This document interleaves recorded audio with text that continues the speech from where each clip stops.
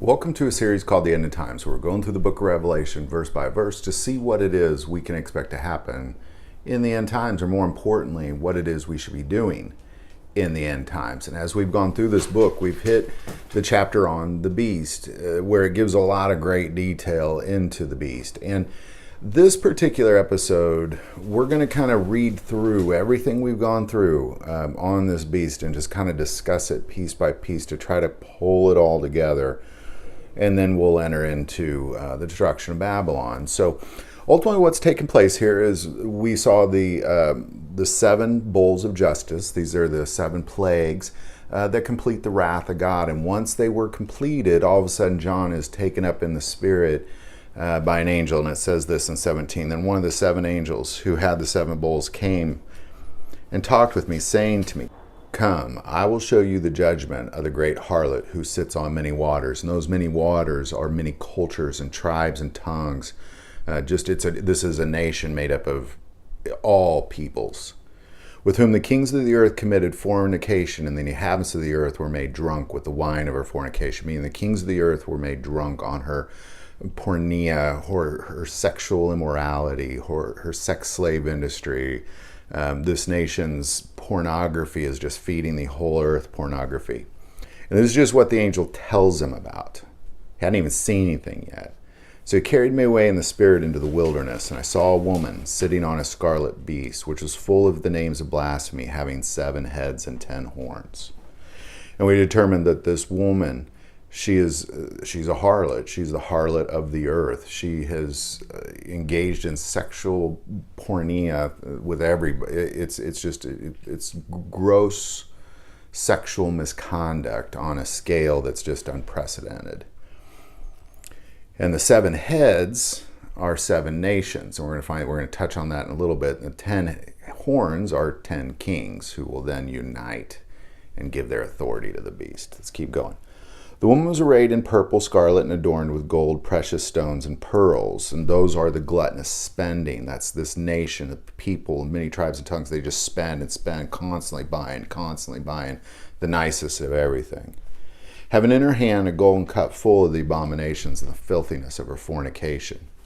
And on her forehead a name was written, Mystery Babylon the Great, the mother of harlots and the abomination of the earth. And I saw the woman drunk with the blood of the saints and with the blood of the martyrs of Jesus. And when I saw her, I marveled with great amazement. So ultimately this woman that's riding this beast, clearly, like when he says you got drunk on the blood of the saints, meaning it enticed this nation to go and war against the saints, to kill the saints. They indulged in it. They enjoyed it. They were intoxicated by it. But the angel said to me, "Why do you marvel? I will tell you the mystery of the woman and of the beast that carries her, which has the 7 heads and the 10 horns. The beast that you saw was and is not, and will ascend out of the bottomless pit and go to perdition." Now this is Satan they're talking about. And he doesn't get destroyed, he goes to perdition, and that's essentially goes to jail for 1,000 years, and then he comes back out as the 8th beast. Let's keep going. And those who dwell in the earth will marvel, whose names are not written in the book of life from the foundations of the world, when they see the beast that was and is not and yet is. Now these are last episode I used these are non-Christians, but a lot of people claim to be Christians and they're not written in the Lamb's book of life. These are remnant. These are people who really will stand up for Jesus Christ. And there will be a day where you'll have to decide literally, or it could cost you your life. And a lot of people will choose their life over Jesus Christ, and that's exactly what this is saying, is those people, they'll marvel by this. They'll be amazed by this beast. And we touched on earlier episodes about the different signs and wonders this beast will perform. And its authority is from Satan, and its power is satanic. So let's keep going. Here is the mind that has wisdom. The 7 heads are 7 mountains on which the woman sits. Now this is believed to be essentially all the Christian faiths breaking off of the Roman Catholic Church. These are the 7 churches. And the Antichrist, the 10 kingdoms that make up the beast, they will be riding the Christian faith as well as the Antichrist. He's the Antichrist. He's going to claim himself to be Christ. So of course he's going to be, kind of a Christian faith. There are also 7 kings. 5 have fallen, 1 is, and the other has not yet come. And when he comes, he must continue a short time. And these are satanic kingdoms who have scattered, destroyed, enslaved, and ruled over Israel.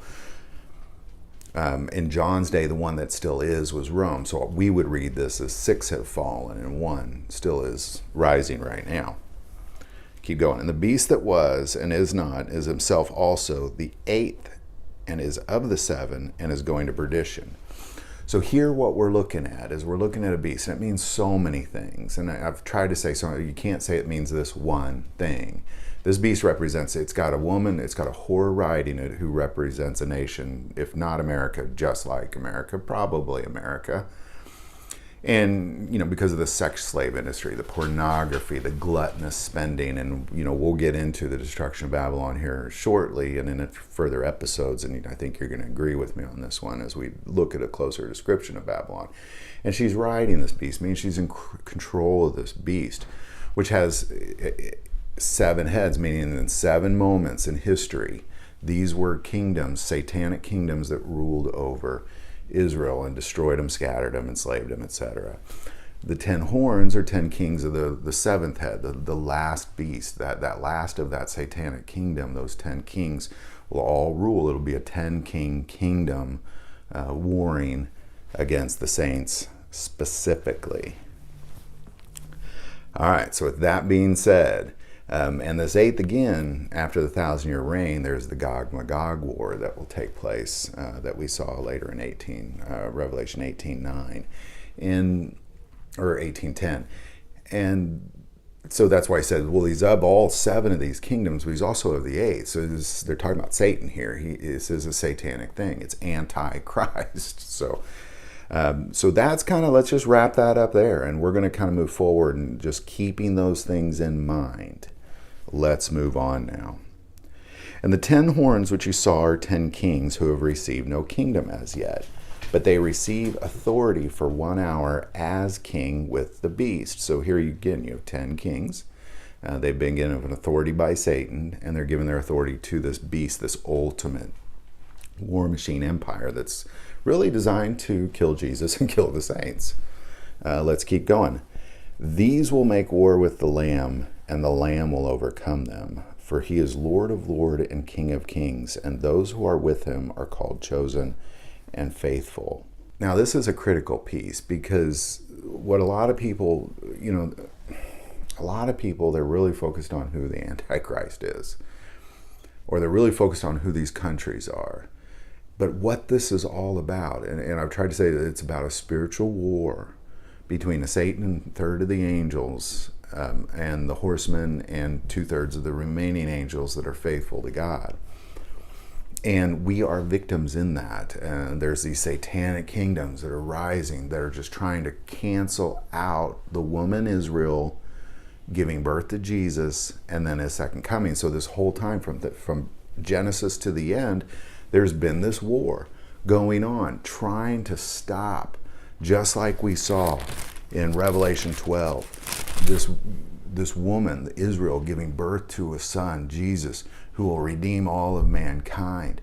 And yet the Satan is trying to stop it the whole way. That's why Israel's been persecuted this whole time. And now we're coming to the end, and Satan knows he's running out of time. He's about to go serve 1,000 years in jail, so he's trying to put an end to it. So the fighting is increasing, but God is always in charge. And the saints win. I mean, that's the thing, is Jesus wins, the saints inherit the earth, and that's the critical piece you have to get in this. What is the beast? The beast is a massive nation that is run by Satan, and it has been around from the beginning. He's been around since the beginning of time, and he went from Babylon and into Persia, ruling over Persia, and then he went into Greece, and then he went to the Ptolemaic and the Seleucid empires, and then into Rome, and then he's been ruling this earth this entire time as prince of the earth, is what the Bible says. And now he's trying to put an end to Israel, and he's trying to put an end, so he's building an army that will war against the saints and kill Jesus when he comes. It's what this is all about. He's trying to prevent the kingdom of heaven to be on earth as it is in heaven. That's what it's all about. So when you see verse 14, this is what it's all about. Why is this beast here? What is it here to do? These will make war with the Lamb, and the Lamb will overcome them.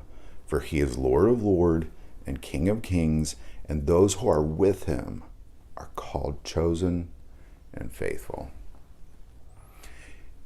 It's what it's all about. So when you're trying to say, well, here's this guy, or here's this thing, or you're trying to point at things, like, just pull it all together. Just pull all those things together. It's many things.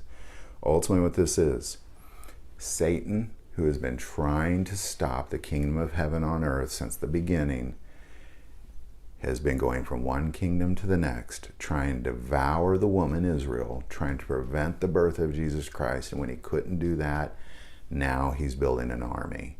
And he's building this empire, which will be made up of 10 kings, 10 kingdoms.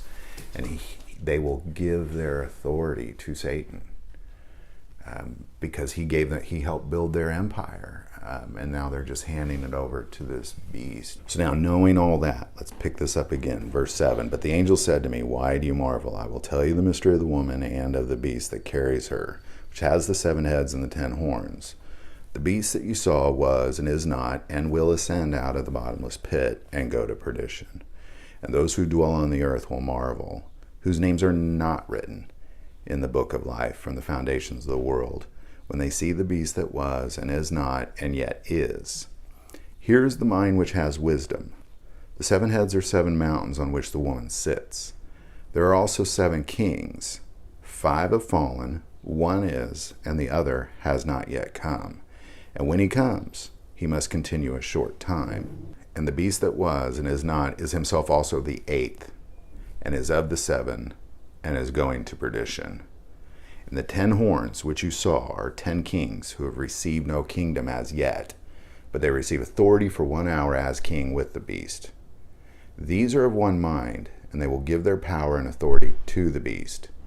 These will make war with the Lamb, and the Lamb will overcome them, for he is Lord of lords and King of kings, and those who are with him are called chosen and faithful.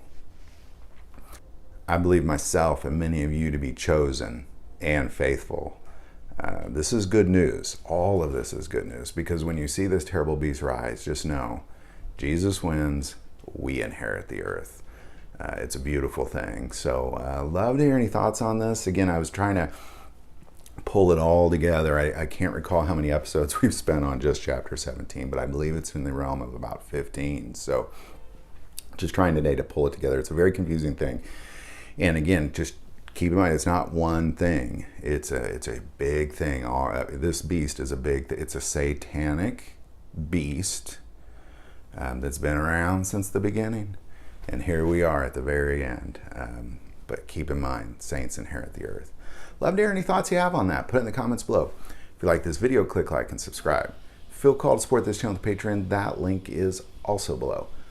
But the most important part of this channel is we take prayer requests. So please don't ever hesitate to send that in. Thank you for watching this episode of God, Family, and Guns. And as always, love God, love your family, and love guns.